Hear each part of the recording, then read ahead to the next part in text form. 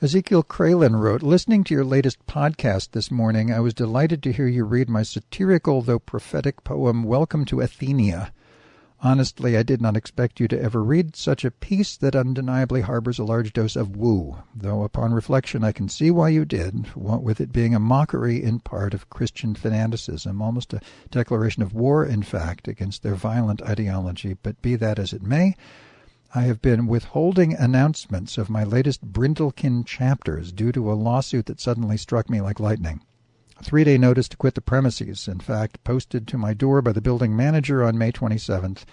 I refused to comply, as this is a case of blatant and false accusations with a heavy dose of unwarranted extreme prejudice against me for being a strident activist on behalf of the homeless.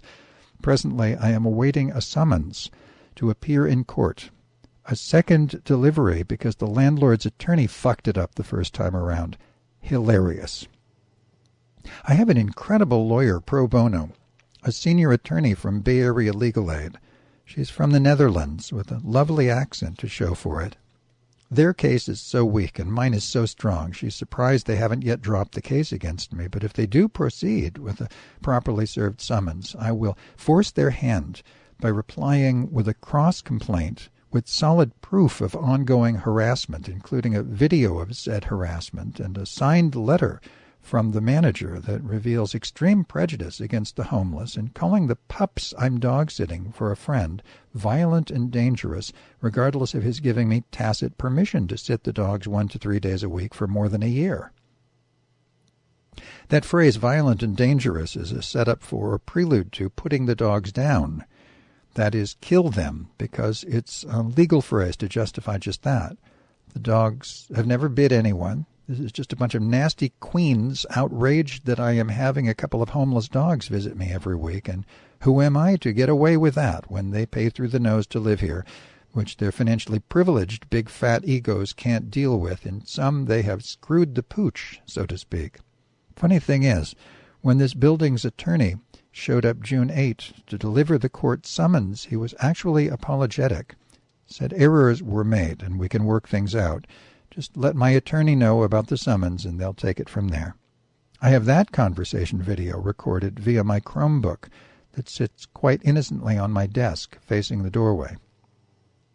Aside, this Chromebook is a new addition to my workstation. By the way, got it barely a month ago, and I'm loving the heck out of it. 64 gigabytes built-in storage, 4 gigabytes RAM, 14-inch screen, 128 gigabytes micro SD card I've added to it, all for just $130 for Amazon because refurbished, but in like-new condition. Not a single scratch, mar, or bad pixel on it, and its expiration date doesn't end until June 2029, which is when Google stops updating this model.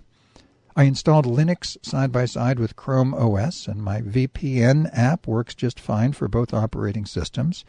There are some things I need to do that Chrome OS, or I should say Google, does not allow, but Linux does. But the best thing of all is I don't use Windows anymore for anything. My main laptop, an old ThinkPad X230, has finally been stripped of everything Microsoft, so now runs purely on Linux Mint. Otherwise, everyone else in the building adores Flacco and Lucky. I have many videos on my YouTube channel showing just what darlings they are. Meanwhile, back to why I haven't been announcing my latest chapters to the MCN lists.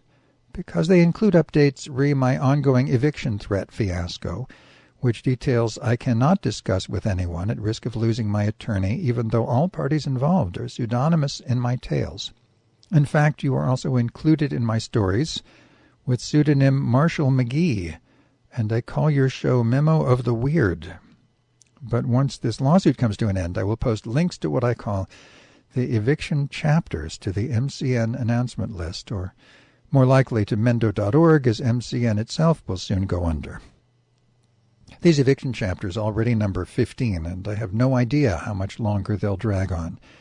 They average 40 minutes reading time each, so I've already gotten one thick book out of this. They are part of my larger opus, Brindlekin Tales, which is close to completing book 5 or 6, depending on how I eventually decide to break it up, and still going strong. At any rate, I'm telling you all this because you just might enjoy reading my eviction chapters or parts thereof somewhere down the line. though I imagine since each chapter is so lengthy, you'd probably read each one in 2 parts. There is also the difficulty in narrating tales that employ an email format, that is, when the header above each entry, subject, title, sender name, recipient name, and date stamp, but I've figured a way around that, which I can adapt for you in text format and send you a copy of each chapter when you're ready for the next one. Or maybe you've underestimated your own narrative skills and you can adapt accordingly without my first redacting them, though I'd still convert them into plain text before sending each one off.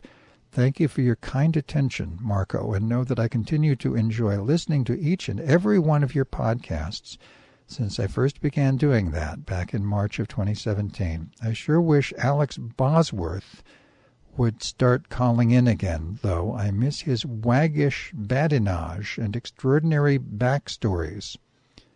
Kent is a fine addition to your show, by the way. His reports from his far-flung adopted country of Vietnam are awesome. Feel free to read this email on the Mendo airwaves if it pleases you.